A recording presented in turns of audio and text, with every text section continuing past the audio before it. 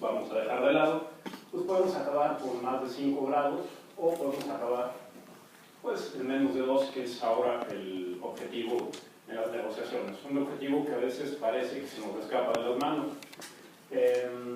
Y bueno, aquí tienen un poco los riesgos, ¿no? Pues entre 1 grado, ya ahorita estamos poniendo en riesgo a sistemas únicos y amenazados. Y eso va a ir subiendo, por ejemplo, en eventos extremos. Con un poquito más de 1 grado vamos a aumentar el riesgo. Si nos vamos a 4 grados o 5 grados, que es una posibilidad para este siglo, los riesgos son altísimos, ¿no? Entonces, distribución de impactos, impactos globales agregados, y bueno, estos eventos extremos en el sentido realmente extremos, o sea, como que se pare la corriente del Golfo y tenemos un cambio brutal en el sistema clima, ¿no? Sí, por favor. ¿Cómo estamos haciendo? ¿Qué también vamos? ¿Cómo estamos previniendo que esto ocurra? Bueno, ahora es un momento muy interesante porque ahora tenemos estos INDCs, lo que los países por sí mismos proponen que van a reducir, son voluntarios, y esto realmente nos garantiza o nos pone en línea con el objetivo de 2 grados, de calentarnos 2 grados o menos. Pues depende de la sensibilidad del clima. No sé qué tan familiarizados estén con la sensibilidad del clima, pero si ustedes doblan las concentraciones de CO2 en la atmósfera, es la respuesta de largo plazo del clima. ¿Dónde va a ir a parar en el equilibrio de la temperatura? Entonces, dependiendo de si uno dice son 3 grados, son 2.5 grados la sensibilidad del clima, o es 1, pues las cosas cambian brutalmente. Entonces, por ejemplo, este es un paper que salió hace pues, unos cuantos días, finales de septiembre, que compara, dice, bueno, estas son las emisiones, las rayas punteadas si no hacemos nada, estas son las emisiones si hacemos lo que dicen los INDCs nuevos, y bueno, dicen, si la sensibilidad del clima fuera 2.5 en vez de 3, pues estaríamos en línea con cumplir la meta de los 2 grados, ¿no? Todavía nos falta muchísimo porque esto llega como hasta 2030 y todavía nos faltaría pues, un rato aquí. Ahora bien, si la sensibilidad del clima fuera, en vez de 2.5, fuera 3, ya no, tendríamos que bajar las emisiones como estas, la línea naranja, ¿no? Entonces es una cosa muy importante entender bien la sensibilidad del clima y más estudios sobre cuál es realmente esta sensibilidad del clima. Y esto lo podemos ver aquí, o sea, cuáles son los costos de mantenernos abajo de 2 grados. Si la sensibilidad del clima es 2.5, pues bueno, es casi nada. A finales del siglo, bueno, en el 2050 sería por alrededor de $24 la tonelada, ¿no? Bastante razonable. Si la sensibilidad del clima fuera 3 grados, tendríamos que andar pagando como 300 y tantos dólares por tonelada. Eso sería lo que costaría mitigar 1 tonelada adicional de CO2, ¿no? La que sigue, por favor. Y bueno, aquí es la mala noticia, es que la sensibilidad del clima pues no está entre 2,5 y 3, ¿no? Realmente está casi desde 1 o 0 hasta más de 10 grados, ¿no? Entonces, una pequeña diferencia de medio grado ya vemos que tiene grandes consecuencias. ¿Qué nos dicen? Otra cosa que es muy interesante, tenemos los modelos de clima, que es la mejor herramienta que es disponible para saber qué va a pasar con el clima en el futuro, ¿no? ¿Cuál es la sensibilidad de esos modelos? ¿No? Porque si eso es lo que usamos para proyectar, esa tendría que ser más o menos nuestra sensibilidad que para guía, ¿no? Y resulta que, bueno, aquí tienen la lista de unos modelos que salieron en el IPCC, de los que normalmente corren para los reportes del IPCC, y su sensibilidad, ¿no? ¿Qué pasa si doblo las concentraciones? Bueno, el planeta se calienta entre 3.6, 4, 4.7 básicamente. Entonces, si uno le saca la media a esto, resulta que la sensibilidad media de los modelos que consideramos que son los buenos es 3.37, mucho más que el 2.5 que estábamos hablando ahorita. O sea, aquí sí parece que se nos escapa de las manos llegar a este objetivo de 2 grados, porque sería demasiado caro, ¿no? Sería demasiado caro. La que sigue, por favor. Bueno, ahora sí les voy a decir algunas razones y adicionales de por qué aunque sea caro nos conviene posiblemente, ¿no? Aunque sea muy caro, aunque la sensibilidad sea 3.5 y no 2.5. La que sigue, por favor. Una razón muy importante que viene de un estudio que publicamos hace 2 años es que el clima responde de una manera más rápida de lo que pensábamos antes. Yo cambio las emisiones, no tarda mucho en cambiar el forzamiento radiativo y la temperatura se ajusta muy rápido. Entonces lo que podemos hacer es que podemos cambiar la tasa de calentamiento en el corto plazo, ¿no? Entonces los beneficios de acciones de mitigación van a ocurrir más pronto de lo que pensábamos, ¿no? Algunos de ellos, no todos. Ahorita platicamos más de eso. La que sigue, por favor. Bueno, y lo que hicimos fue estudiar la atribución de cambio climático. ¿Qué es la atribución? ¿Qué tanto del calentamiento observado se puede decir que viene por actividades humanas, ¿no? Y entonces, si uno quiere hacer esto, hay que explicar 3 partes de la temperatura global que son características. O sea, estas son las características de cómo ha cambiado el clima durante el siglo XX y lo que llevamos de este siglo. Tenemos una pequeña pausa, por ahí de los 40 hasta los 70, un calentamiento muy rápido, de los 70 hasta finales de los 90, y luego tenemos otra pausa, un desaceleramiento. No son realmente pausas porque nos seguimos calentando, ¿no? Pero a una tasa mucho menor. Entonces, la que sigue, por favor. Aunque ahora, bueno, ahora hay una parte de la ciencia que dice que la pausa no existió, cosa que me parece muy preocupante, porque resulta que corrigen los datos de los últimos 20 años y dicen, no hay pausa. Pero uno se puede preguntar, si los datos de los últimos 20 años están mal, ¿qué pasa con los datos de hace 100 años? ¿No? O sea, ¿cómo? Es un juego muy peligroso estarse ahí cuchareando los datos, o a lo mejor no es cuchareando, pero uno podría decir. Entonces, bueno, lo que hicimos en este trabajo es, primero, si ustedes ven en esta gráfica, tenemos la temperatura global, que es la azul, si mal no recuerdo, la del hemisferio norte, que es la roja, y la del hemisferio sur, que es la verde. Y en la línea negra tenemos el forzamiento radiativo de gases de efecto invernadero. Esto es lo que se puede decir que es básicamente la parte antropogénica, la contribución antropogénica del calentamiento. De este lado pues, se ve como que hay un relajo, ¿no? O sea, de pronto como que se iban de la mano y de pronto se separan, ¿no? Entonces, lo que hicimos es filtrar la variabilidad natural, y esto es lo que tenemos de este lado. Y si ustedes ven la línea negra esta, parece que es la media, ¿no? Parece una media móvil, o sea, como si uno fuera calculando el promedio y lo va moviendo así. Entonces, bueno, hicimos pruebas estadísticas formales para decir que la tendencia de la temperatura global del hemisferio norte y del hemisferio sur tiene la misma tendencia exactamente, que comparte la misma tendencia que el forzamiento radiativo de gases de efecto invernadero. Entonces, esta es una prueba fuerte de atribución, o sea, es una prueba formal de atribución. La que sigue, por favor. Hay otra cosa, aquí ustedes pueden ver, ahí pudieron ver que la temperatura se mueve muy rápido con la temperatura. O sea, por ejemplo, aquí tienen un pequeño bajón y la temperatura de un pequeño bajón, ¿no? Aquí está la famosa pausa, el forzamiento pierde un poco la tendencia, o sea, baja un poco la tasa de aumento en el forzamiento y las temperaturas van de la manita, ¿no? Entonces se ajusta muy rápido el sistema. La que sigue, por favor, así. Entonces, bueno, ¿cuáles son las características del calentamiento observado? La cosa más importante que ustedes pueden ver en la temperatura, así a simple vista, es que alrededor de 1960, tanto el forzamiento radiativo por gas de efecto invernadero como las temperaturas empiezan a aumentar hechos la raya, ¿no? Es así, ¡pum!, ¿no? Se triplicó esta tasa de calentamiento en todas las series, la global, la del hemisferio norte y la del hemisferio sur. Y bueno, ¿qué es lo que hay detrás, ¿no? ¿Qué es lo que está llevando estos cambios? ¿Qué tenemos alrededor de medio siglo, del siglo XX, alrededor de la mitad del siglo XX? Pues tenemos que termina la Segunda Guerra Mundial y tenemos un boom económico que no ha parado desde entonces. Si le das una, por favor. Entonces, por ejemplo, ustedes, este es el Producto Interno Bruto global, ¿no? Viene subiendo, subiendo, subiendo. ¿Qué pasa alrededor de los 50, después de la Segunda Guerra Mundial? Va para arriba, ¿no? Ese mismo comportamiento lo tienen en las emisiones de gases de efecto invernadero, ¿no? Más o menos van creciendo y alrededor de aquí aumenta de hecho la raya. Este mismo comportamiento está en la temperatura. La que sigue, por favor. Y está también en el forzamiento radiativo. Viene subiendo el forzamiento radiativo alrededor de los 60, ¡pum!, ¿no? La que sigue. Entonces, bueno, el primer driver de el calentamiento observado es la economía. Y se puede rastrear como un evento particular. Termina la Segunda Guerra Mundial y viene el desarrollo económico sin parar.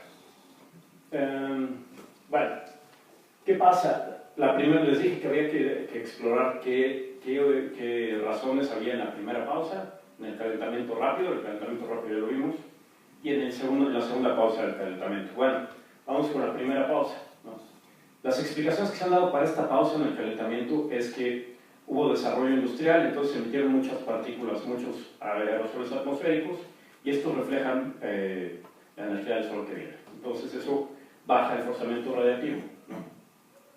Y también decían que, bueno, hay una variabilidad natural, que, bueno, como ustedes verán, ahí está, ¿no? Es un ciclo muy grande. Bueno, pero aún, si uno filtra esto, si uno filtra la variabilidad natural, tenemos que la pausa de los 40 a los 70 todavía existe. La que sigue, por favor. ¿No? Entonces uno se va a buscar, bueno, ¿qué pasó en esas épocas? ¿No? ¿Qué hay extraordinario en esas épocas?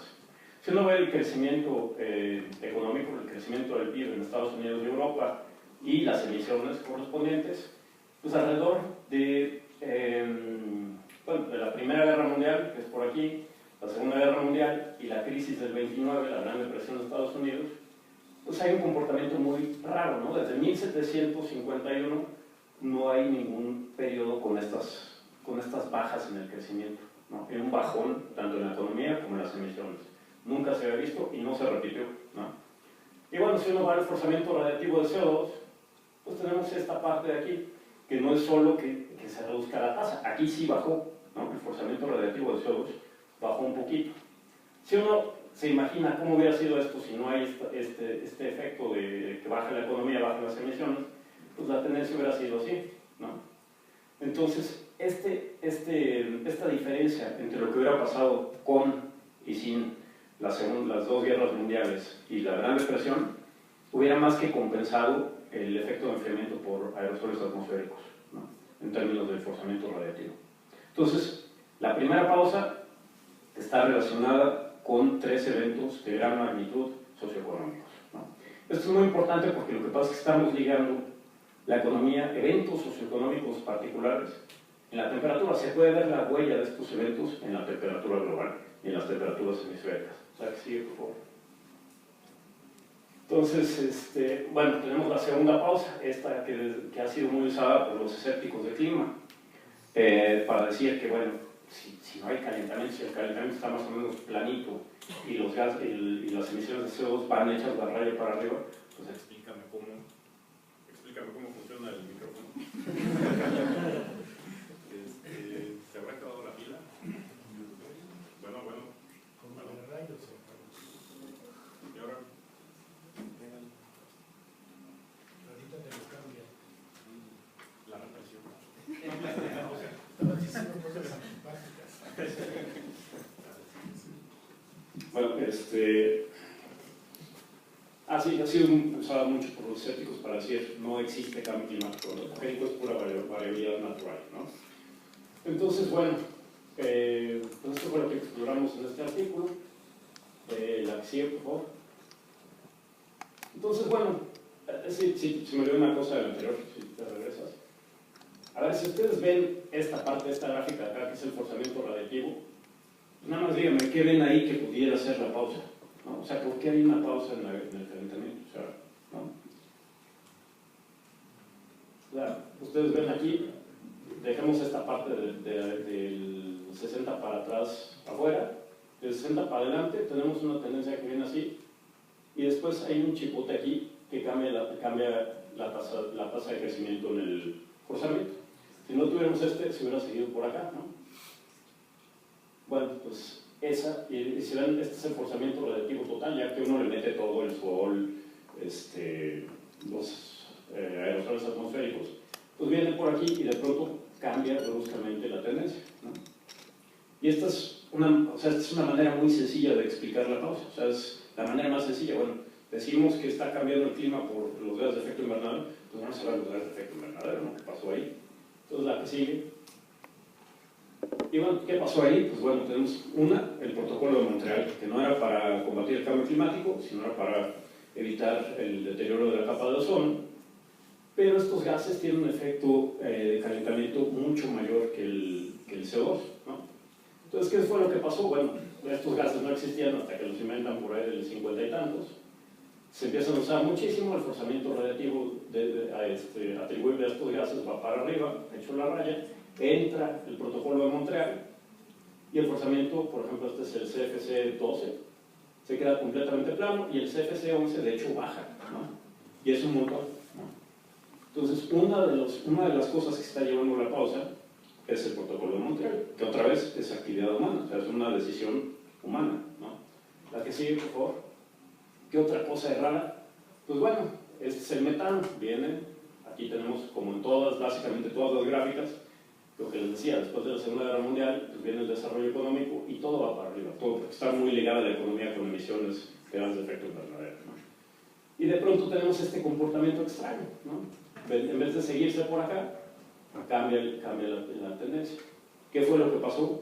Pues nadie sabe exactamente qué, pero se supone que es se cambiaron prácticas agrícolas en Asia, ¿no? Usaron de manera más eficiente el agua para producir arroz, entonces también usaron fertilizantes y esta combinación parece ser que le dio una torre a algunos microbios que producen el metano y pues, ¡plup!, ¿no? Se aplana, ¿no? La que sigue, por favor. Y bueno, también tenemos la otra parte, o sea, esto es el forzamiento, que es negativo, por aerosoles atmosféricos, ¿no? Entonces aquí otra vez, Segunda Guerra Mundial, pues hay más actividad industrial, ponemos más partículas de estas en la atmósfera, pues nos enfriamos, ¿no? Y después tenemos otro enfriamiento más, o sea, baja el forzamiento relativo porque la actividad industrial sigue aumentando, ¿no? Entonces tenemos tres cosas que están estrictamente ligadas con el comportamiento humano. Protocolo de Montreal, cómo producimos arroz o cómo producimos agricultura en Asia, y la parte industrial, ¿no? ¿Qué tanto estamos emitiendo de aerosoles? La que sigue, por favor. Mientras, ¿no?, aunque tengamos 20 COPs, 21 de los que sean, el CO2, eso no. De hecho, el CO2 va aumentando inclusive más rápido, alrededor de un 19% más rápido, ¿no? La que sigue, por favor. Entonces, bueno, ¿qué tan importante es esto? O sea, ¿qué tanto podemos explicar de la pausa con esto? Pues aquí tienen, por ejemplo, el forzamiento radiativo total, ¿no?, como ocurrió, que es la línea azul. La línea roja es si le regresamos el protocolo de Montreal, si el protocolo de Montreal no hubiera ocurrido, y si los asiáticos siguieran produciendo arroz como lo producían antes. Entonces tenemos esto, y esto, bueno, aquí nos dice que es 20.25 watts por metro cuadrado. Suena que no es mucho, pero cuando uno empieza a comparar, si uno ve el ciclo solar, ya eso de máximos y mínimos, que muchos de los escépticos están muy preocupados, es que si el mínimo es el máximo, y por eso puedes explicar las variaciones. Entonces, la amplitud completa del ciclo solar, 0.25 watts, es del mínimo al máximo, ¿no? Y es alrededor del 15% de todo el aumento en el forzamiento que hemos visto desde 1880. Y si uno transforma esta diferencia, el 0.25 watts, ¿qué significa en temperatura global? Es como 0.1 de grado para el 2010. O sea, si uno le suma al 2010 0.1 de grado, hubiera sido el año más caliente de la historia, sin duda, ¿no? Entonces, bueno, si además del protocolo de Montreal y lo que hagan los asiáticos con el arroz, le sumamos los aerosoles, es 0.34 watts por metro cuadrado, es un chorro, ¿no? Entonces, bueno, esto lo que quiere, lo más importante relacionado con la política de mitigación es que podemos hacer estos cambios en el corto plazo. O sea, no tomó 50 años, no tomó 100 años. Y no le tomó 100 años a la temperatura reaccionar, ¿no? Reaccionó bastante rápido, así. Pero ustedes dirán, bueno, eso no es consistente con la física, porque pues, sabemos que el sistema clima pues, tiene una memoria muy grande, pues, ¿no?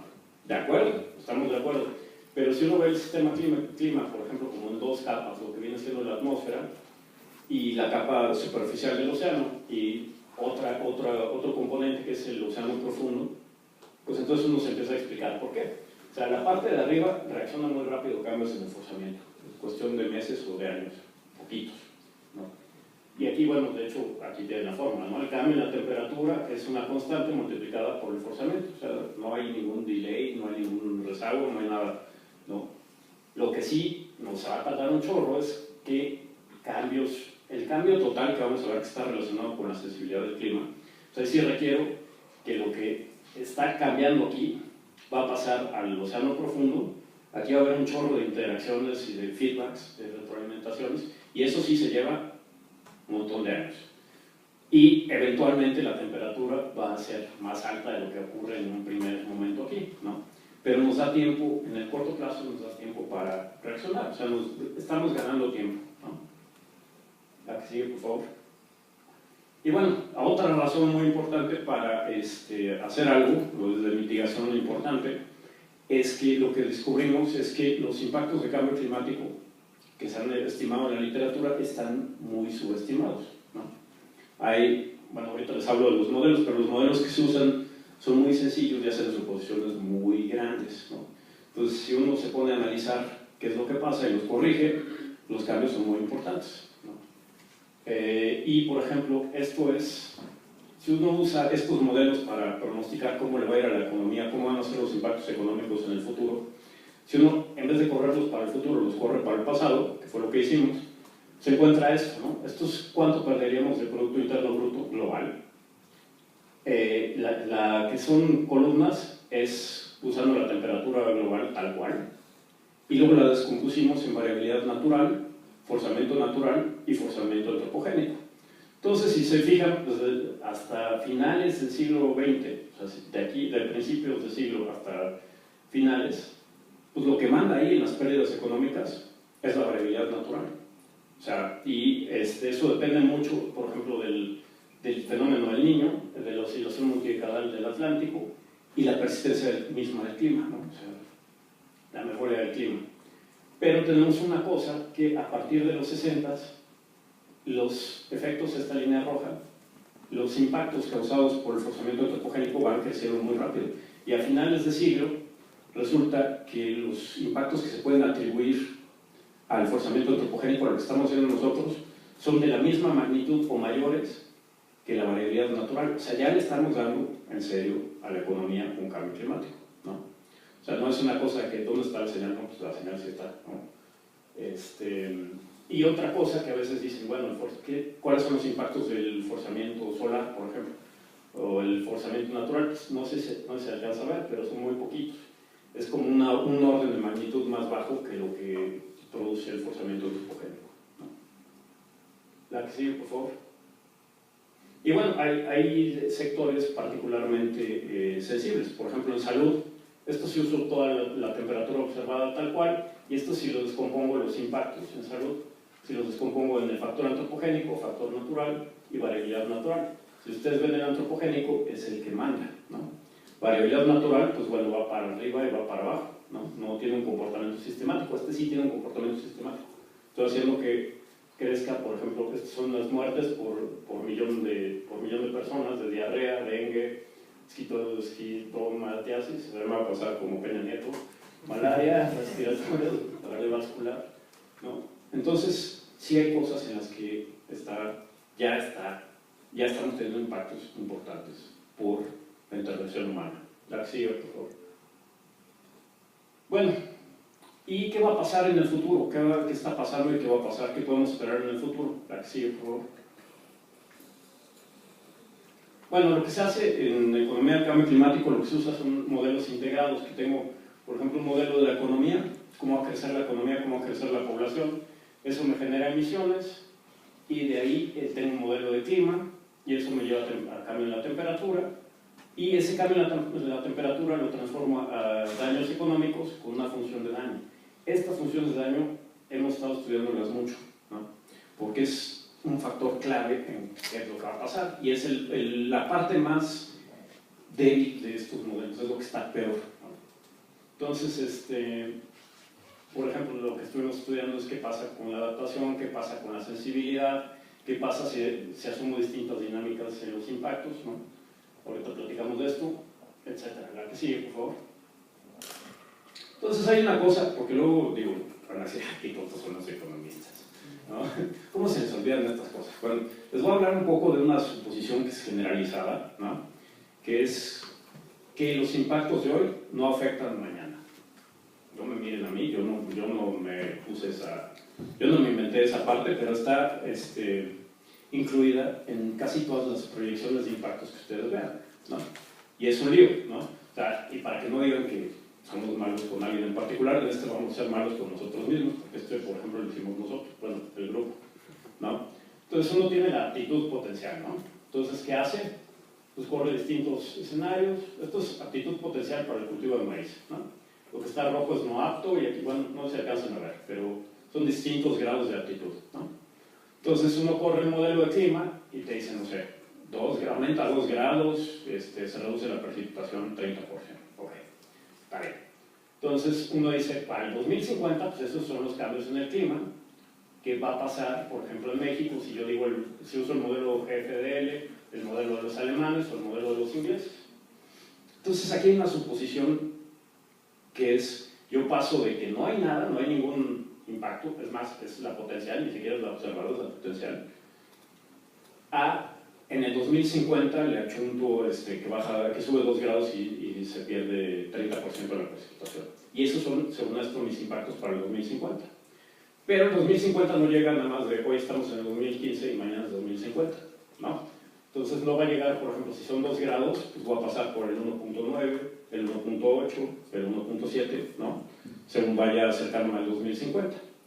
Y, por ejemplo, si yo le voy a aplicar el cambio de 2 grados, ¿cómo va a afectar la producción de maíz? 2 grados y menos 30%, pues no voy a brincar de que no me pasó nada a que tengo esos cambios, sino voy a ir que el año anterior fue 1.9 grados y 25% de disminución en la lluvia.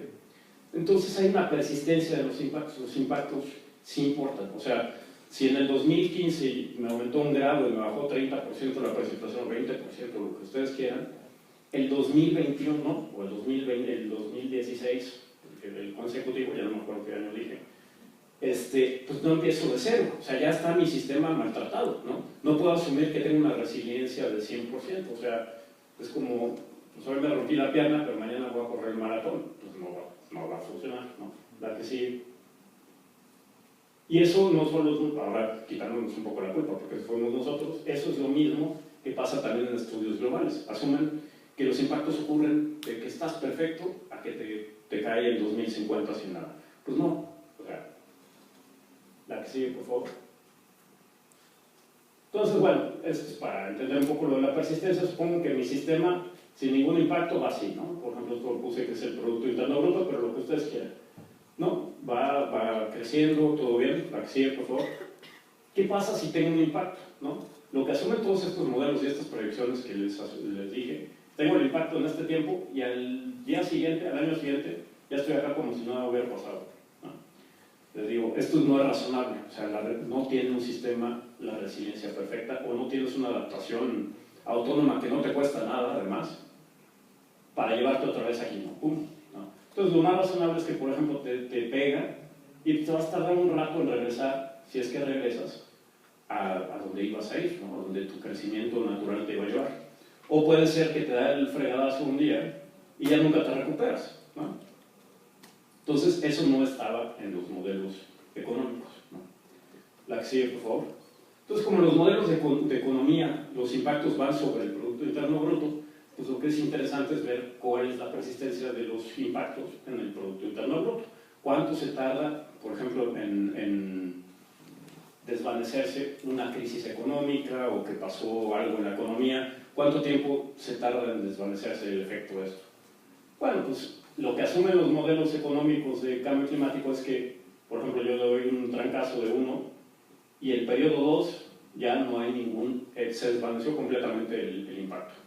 La economía no funciona así, la economía se tarda un chorro de años. Y estos son años, o sea, puede ser 20 años, 30 años, 80 años en que realmente el efecto de ese impacto se diluya, ¿no? Desaparezca. La que sigue, por favor. Entonces, bueno, metimos esto en los modelos económicos. Y la cosa es que es muy importante. Es una suposición fundamental, o sea, es un error fundamental. Si ustedes se ponen a ver, por ejemplo, no sé, Asia del Sur, ¿no? Si yo corro el escenario de emisiones RCP 4.5, que es razonablemente de los intermedios, ¿no? Pues tendría estos impactos, ¿no? Si yo corro el 8.5, que es muy malo, ¿no? Los cambios en el clima son muy fuertes, tendría esta como color beige. Entonces paso de esto a esto por la diferencia en emisiones. Bueno, si yo le meto persistencia, o sea, si yo le quito esa suposición ilógica de que no, los impactos no tienen persistencia, en vez de pasarme de aquí a acá, por ejemplo, en el RCP 4.5 sin persistencia, RCP 4.5 con persistencia, ¿no? Es más importante que el escenario de emisiones que yo escoja, ¿no? Eso ya da igual, o sea, ¿no? La que sigue, por favor. Y aquí hay otra cosa que es, cuando lo vean ustedes se van a reír. Estos son los modelos económicos de clima, ¿verdad? ¿No? Por ejemplo, tenemos que si un cambio en la temperatura global, ¿no? De acuerdo a distintos modelos, voy a agarrar el DICE nada más para ilustrar. Si la temperatura global aumenta 1 grado, los modelos económicos de este DICE me dice que la economía pierde un 10%, ¿no? La producción baja 10%. Si son 2 grados, pues baja 0.5%. Si son 6 grados, ¿no? Esto es otro planeta, ¿no? Baja casi 10% la economía. Es muy interesante si uno se pone a ver, por ejemplo, qué representa un cambio de, póngale, 2 grados con respecto a lo que hemos observado. Bueno, ¿cómo vamos a definir qué es lo que hemos observado? Supónganse ustedes, esta es la temperatura global, ¿no? Y supónganse que esta banda, que es alrededor de 3 veces la desviación estándar de la temperatura global, en 1900, alrededor de 1900, un periodo de 30 años por aquí, son 3 veces. Supongan ustedes que estábamos adaptados a esas variaciones de 3, más o menos 3 desviaciones estándar, que es una suposición bastante canija, porque no es cierto. O sea, cada rato hay eventos de clima normal que nos dan en la torre, ¿no? Bueno, pero supónganse ustedes que eso fuera. Bueno, ¿qué implica, por ejemplo, un cambio de 2 grados? Cuando lo pesa uno, lo pone en términos de este rango de aguante, ¿no? Le voy a llamar rango de aguante a estas 3 desviaciones estándar alrededor de la media. Bueno, pues significa que me voy a salir 6 veces de mi rango de aguante. 6 veces, ¿no? O sea, si ustedes se acuerdan de sus clases de estadística, pues 3 veces la desviación estándar ya estoy casi fuera de o sea, ¿no? Ya no conozco nada de lo que conocía antes. Bueno, ¿qué pasa si yo digo 3 grados? Estoy casi 9 veces fuera de ese rango, ¿no? 6 grados, estoy 18 veces fuera de ese rango. 18 veces, ¿no? O sea, eso no se lo piden ni a las partículas. Para encontrar una nueva partícula ahí con el... ¿no? O sea, no. Y eso, salirme 18 veces equivale a perder 10% del PIB. No creo, ¿no? Cualquier cosa que ustedes hagan en la rutina, que se salga 18 veces de lo que normalmente les cuesta o normalmente les toma, valió. O sea, la que sigue, por favor. Entonces, bueno, lo que hicimos fue extender estas funciones de impacto, ¿no? Para que refleje, bueno, que tienes una capacidad de adaptación y que tu rango de aguante es una función del tiempo. O sea, dependiendo de los impactos, tu rango de aguante no va a ser el mismo. O sea, si te cae un super trancazo, pues al día siguiente ya no vas a estar tan bien preparado para el segundo trancazo, ¿no? Entonces, bueno, lo formalizamos en una nueva función de impacto, donde tienes estas cosas. La que sigue, por favor.